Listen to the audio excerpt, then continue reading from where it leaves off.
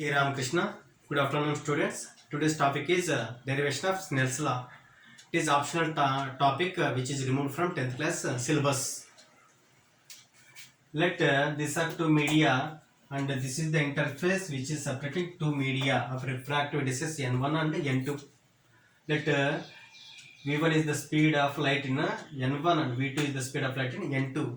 We assume that refractive index N2 is greater than N1. Now I take two rays from point A and these two rays enter second medium at points C and D. These two points C and D are very close to each other. When ray 1 enters medium 2 at point C, ray 2 will be at this point. If I draw normal, I can locate that point. At this point is E. When ray 2 enters medium 2 at point D, ray 1 will be at this point. At this point is F. I have drawn the normal. Here ED and CF are different, but time taken to travel these distances are equal. If I equate these times, I get time is equal to distance by velocity. In the first medium, T is equal to ED by velocity is V1. For the second medium, distance traveled is CF and velocity is V2. From this I can write ED by CF is equal to V1 by V2. Now I can write from relative refractive index V1 by V2 is equal to N2 by N1. Let this is equation 1. Now I take this point here N dash represents normal at point C. Here this is the point of incidence and here M dash represents normal at point D. Let this is angle of incidence, then this is also angle of incidence and this is also angle of incidence, because these two points are very close to each other. This angle and this angle will be almost equal. If I take this triangle CDE, here this is right angle and as this angle is I, this angle will be 90 minus I. Then what is this angle? That this angle is theta.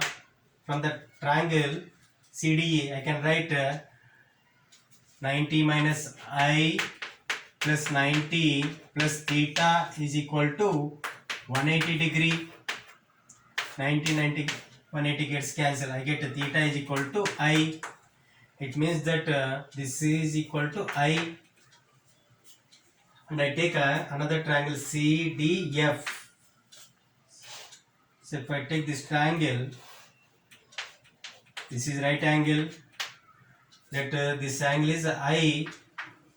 So if I take this angle as the angle of incidence, angle of refraction, then this angle is also angle of refraction. Then this angle will be 90 minus R. Let this angle is alpha. From this triangle CDF I can write 90 minus R plus 90 plus alpha is equal to 180 degree. 90 and 180 gets cancelled. I get R is equal to alpha.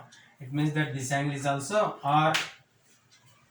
From these two triangles I write from triangle CDE I write sin I is equal to opposite side.